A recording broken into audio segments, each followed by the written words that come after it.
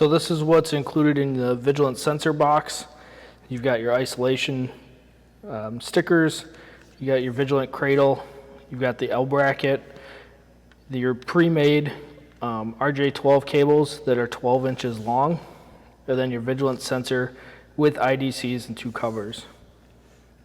So if you have hardware like this and you wanted to mount the cradles to Unistrut, you could put a 1/4 inch bolt through that hole,